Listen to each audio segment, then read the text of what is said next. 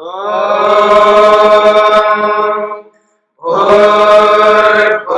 स्वः तत्सवितुर्वरेण्यं भर्गो देवस्य धीमहि धियो यो नः प्रचोदयात्।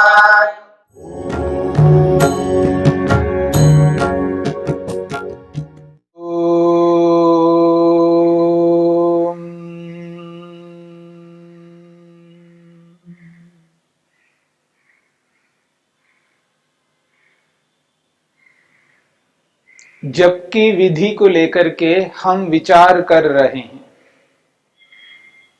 जो साधक योगाभ्यासी ईश्वर का साक्षात्कार करना चाहता है, प्रभु दर्शन करना चाहता है, जिसका ध्येय, जिसका लक्ष्य, जिसका उद्देश्य ईश्वर को प्राप्त करना है, संसार के किसी भी पदार्थ को अपना ध्येय लक्ष्य नहीं बनाता। ईश्वर को प्राप्त करने के लिए संसार के समस्त पदार्थों को साधनों के रूप में अपनाता है। वह व्यक्ति, वह साधक, वह योगाभ्यासी, वह भक्त जप करना चाहता है, जप को जप के रूप में करना चाहता है, ऐसे व्यक्ति को 3 कार्य करने पड़ते हैं। जप के काल में इन 3 कार्यों को करता हुआ जप को संपन्न करता है, वह जप उचित माना जाएगा। जिस ईश्वर का जप करना चाहता है, उस ईश्वर के संबोधक जो शब्द है, उस शब्द का उच्चारण करना एक कार्य, उस शब्द का जो अर्थ है उस अर्थ को समझना दूसरा कार्य, शब्द का उच्चारण करना, उसके अर्थ को समझना, उसके साथ साथ महत्वपूर्ण कार्य है ईश्वर की उपस्थिति को स्वीकार करना। ईश्वर की उपस्थिति में मैं जप कर रहा हूं। ये जो जप है, यह जप ईश्वर की उपस्थिति में, मेरे सामने, मेरे पीछे, मेरे दाएं, मेरे बाएं, मेरे ऊपर, मेरे नीचे, सर्वत्र ईश्वर व्यापक है। मैं ईश्वर में हूं, ईश्वर मुझ में है। ईश्वर के समक्ष उपस्थित होकर मैं जप कर रहा हूं। ये जो भाव है, इस भाव को लाए बिना यदि जप करते हैं तो उसका विशेष लाभ नहीं हो सकता। हां, जो कुछ भी नहीं करता उसकी अपेक्षा तो लाभ है, क्योंकि पुण्य कर्म है, उचित कर्म है। परंतु इस उचित पुण्य कर्म को पूर्ण रूप से यदि करते हैं तो उसका पूरा का पूरा फल हमें प्राप्त होगा। हम किसी भी फल को अधूरा प्राप्त करना नहीं चाहते। यदि मैं मेहनत करूं, पुरुषार्थ करूं, तो पूर्ण पुरुषार्थ करूं और उस पूर्ण पुरुषार्थ का जो फल है वो भी पूर्ण रूप से प्राप्त हो, पूरा मिले। तो जप करते समय 3 काम, 3 कार्य याद रखने हैं। एक शब्द का उच्चारण करना, अर्थ को समझना और प्रभु की उपस्थिति को स्वीकार करना। शब्दोच्चारण, अर्थ और ईश्वर प्रणिधान, जिसे कहा गया है ईश्वर प्रणिधान, यानी परमात्मा की उपस्थिति को स्वीकार करना। इसी को कहा तज्जपस तदर्थ भावनम। उस ईश्वर के नाम का स्मरण करना और उस नाम का जो अर्थ, मीनिंग है, उसको समझना और भावना करनी है, उस ईश्वर को उपस्थित स्वीकार करना है, तब जप पूरा माना जाएगा। और उदाहरण के लिए मैंने आपके सामने बताया है कि जब प्रारंभिक व्यक्ति होता है, उस व्यक्ति को बोल करके ऊंचे स्वर से जप करना चाहिए, जिससे उसका मन उसी में एकाग्र रहे। ओम का उच्चारण लंबे स्वर से करते हुए उस अर्थ को अनुभव करना है कि उस शब्द का क्या अर्थ है। उस शब्द के अर्थ को समझते हुए ईश्वर की उपस्थिति को स्वीकार करना है। और ओम का जप के साथ में और भी शब्दों को लेकर के हम जप कर सकते हैं। न्यायकारी को लेकर के, सर्वव्यापक को लेकर के, अनंत को लेकर के, ब्रह्म को लेकर के, सत्य स्वरूप को लेकर के, ज्ञान स्वरूप को लेकर के। ओम सत्यम ज्ञानम अनंतम ब्रह्म, इनको लंबे स्वर से बोल करके इनके अर्थों को जानते हुए हम ईश्वर का जप कर सकते हैं। और उसके साथ में एक ये भी बात कही है, शब्द के स्थान पर आप एक पूरे वाक्य को भी लेकर के जप कर सकते हैं। ओम असतो मा सद्गमय, ओम तमसो मा ज्योतिर्गमय, ओम मृत्योर्मा मृतंगमय। इन वाक्यों को भी लेकर के जप कर सकते हैं। और महाव्याहृतियों को लेकर के भी जप कर सकते। ओम भू, ओम भुवः, ओम स्वः। ये सारे के सारे शब्द ईश्वर को स्पष्ट करते हैं और ईश्वर के विशेष स्वरूपों को स्पष्ट करते हैं। और इन शब्दों के अर्थों को जब व्यक्ति समझने लगता है तो उसको ईश्वर के साथ तादात्म्य होने में सरलता होती है, ईश्वर के साथ आबद्ध होने में, ईश्वर के साथ लगे रहने में, ईश्वर के साथ एकाग्र करने में बहुत सरलता होती है। क्योंकि ये जो शब्द हैं, ये शब्द ईश्वर के उन स्वरूपों को बताते हैं जिन स्वरूपों को समझने से हम गदगद हो जाते हैं। ईश्वर के प्रति अनन्य श्रद्धा उत्पन्न होती है, ईश्वर के प्रति आकर्षण उत्पन्न होता है, ईश्वर के प्रति लगाव उत्पन्न होता है। और एक बात, जब हम ओम को लेकर के जप कर सकते हैं, अलग अलग शब्दों को लेकर के जप कर सकते हैं, अलग अलग वाक्यों को लेकर के जप कर सकते हैं, इसके साथ में मंत्र को लेकर के, वेद मंत्र को लेकर के भी जप कर सकते हैं। इसलिए महर्षि वेदव्यास ने प्रणवादि पवित्राणाम जपः कहा है। प्रणव आदि, आदि का मतलब है इसके अतिरिक्त अलग अलग ईश्वर के शब्दों को लेकर के कर सकते हैं, अलग अलग वाक्यों को लेकर के कर सकते हैं। और ईश्वर प्रदत्त जो वेद है, वेद के जो मंत्र हैं, उन मंत्रों में से ऐसे मंत्रों को लेना है जिससे हम उन मंत्रों को समझते हुए अत्यंत ईश्वर के प्रति श्रद्धा उत्पन्न हो सके, जो सीधा सीधा अपने व्यवहार के साथ जुड़ सके। ऐसे मंत्रों को लेकर के भी हम जप कर सकते हैं। उदाहरण के लिए गायत्री मंत्र है, कौन नहीं जानता है इस मंत्र को। हम इस बात को अवश्य जानते हैं जिसको गुरु मंत्र कहा जाता है। जब विद्याभ्यास करना होता है, विद्यार्थी बनना होता है, बालक जब विद्या अभ्यास करने के लिए विद्यालय स्कूल में जाता है, पहले गुरुकुलों में जाया करते थे, आज विद्यालयों में जाते हैं। तो जब व्यक्ति विद्यालय में जाता है तो गुरु सबसे पहले उसको गायत्री मंत्र का उपदेश करता है। इसलिए इस गायत्री मंत्र को गुरु मंत्र भी कहते हैं।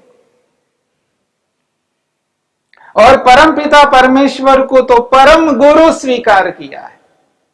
इसलिए महर्षि पतंजलि ने स एषः पूर्वेशामपि गुरुः कालेन अनवच्छेदात् कहा है। इसी योग दर्शन के व्याख्या के अंतर्गत मैंने आपके समक्ष रखा था।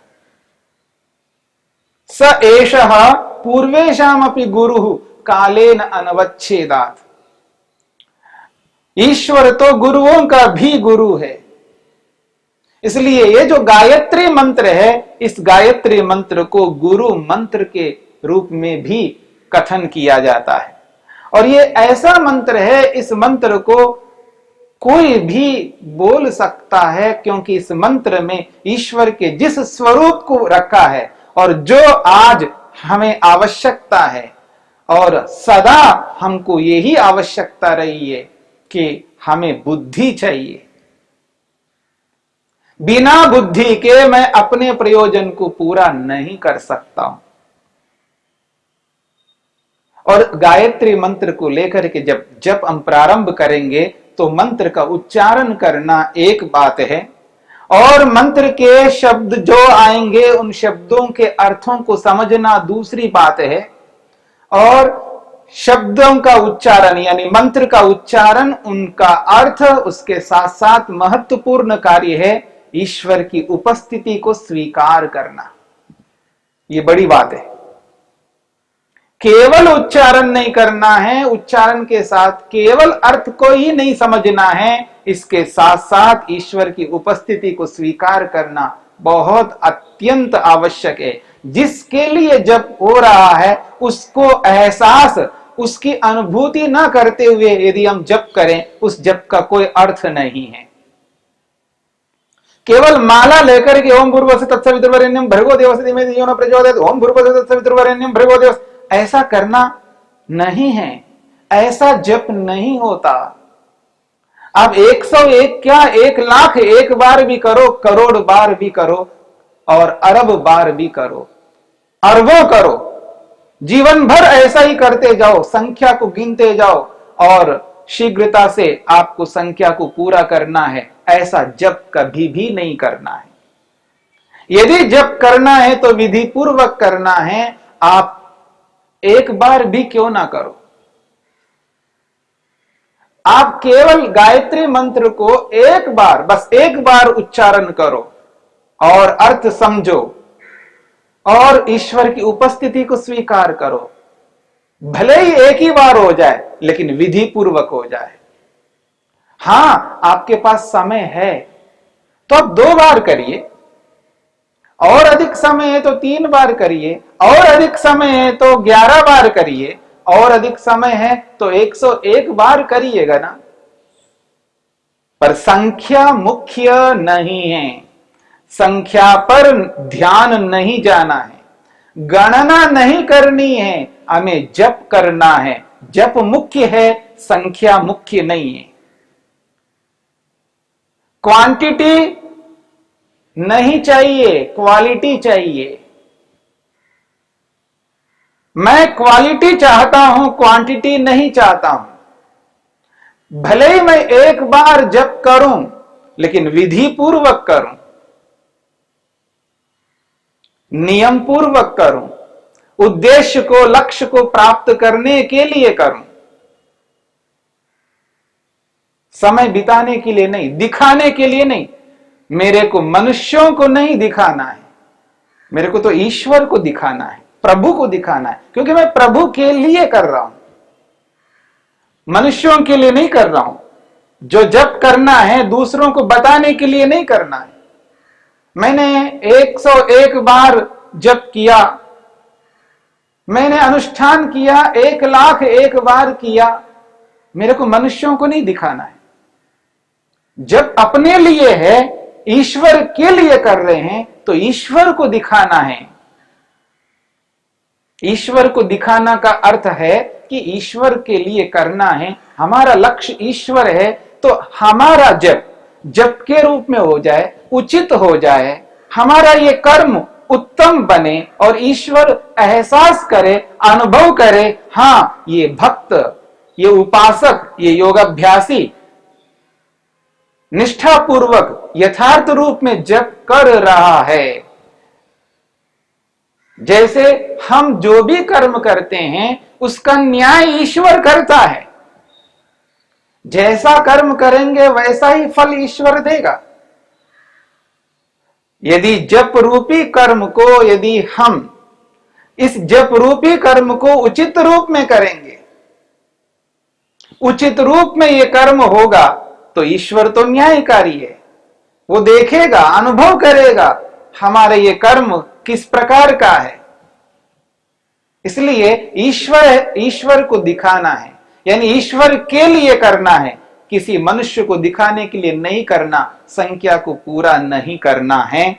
विधि को अपनाते हुए यथार्थ रूप में चाहे एक बार करे, चाहे 11 बार करे, चाहे 101 बार करे, पर जितने भी बार करेंगे उतने बार उचित रूप में विधि पूर्वक यथार्थ में पूर्णता से करना है, अपूर्ण नहीं करना है, जल्दीबाजी नहीं करनी है। कोई हम भागे नहीं जा रहे हैं कहीं कि झटाझट करके और निपटा दे इस काम को, निपटाना नहीं है, खाना पूर्ति नहीं करनी है। हम दुनिया का सर्वश्रेष्ठ कर्म करने जा रहे हैं। मेरी बात पर ध्यान दीजिएगा, जिस जप को हम करना चाहते हैं, ये जो जप है दुनिया का सर्वश्रेष्ठ कर्म है। इससे उत्तम, पवित्र, श्रेष्ठ, महान कर्म दुनिया में और कोई नहीं हो सकता। जिस एकाग्रता को लेकर के, जिस प्रकार का जप हम करना चाहते हैं, उसका परिणाम ईश्वर दर्शन है। इस बात को ध्यान में रख करके हमें चलना है। जो दुनिया का सर्वोत्कृष्ट कर्म करने जा रहे हैं, उसको हम ऐसे ही नहीं कर सकते, पूरी सावधानी से करनी है, पूरी एकाग्रता से करनी है। शब्द का उच्चारण करना है, अर्थ को अनुभव करना है, प्रभु की उपस्थिति को स्वीकार करना है। इन 3 कार्यों को करते हुए यदि हमने मन को इधर उधर ले जाने का प्रयास किया, क्योंकि अक्सर आदमी क्या करता है, एक काम करता हुआ कुछ और करने लगता है, बीच में कुछ और याद करने लगता है, और जगह मन को ले जाने लगता है। ये कभी नहीं हो। इन तीनों कार्यों को करते हुए मन का एकाग्र होना अत्यंत अनिवार्य है। बिना एकाग्रता के इन 3 कार्यों को पूर्ण रूप से संपन्न नहीं कर सकते हैं। इसलिए जप करने वाले व्यक्ति को इस बात पर विशेष ध्यान देना है कि शब्द का उच्चारण करना, शब्द के अर्थों को समझना है और प्रभु की उपस्थिति को स्वीकार करना है। इन 3 कार्यों को करते हुए मन को इन्हीं में लगाए रखना है, प्रभु के साथ जुड़े रहना है, प्रभु से मन को हटाना नहीं है, प्रभु से मन को हटा करके संसार के अन्य कार्यों में नहीं ले जाना है। ये बहुत महत्वपूर्ण है। जप करना कोई सरल काम नहीं है। जप को जप के रूप में हमें संपन्न करना है। इस बात को लेकर के ही चलना है।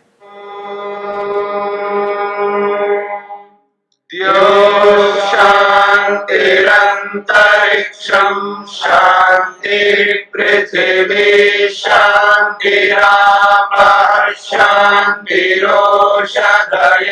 शांति वनस्पतयः शांतिर्विश्वे देवाः शांतिर्ब्रह्म शांति सर्वं शांति शांतिरेव शांति क्षमा शांतिरेधि। ओम शांति शांति शांति।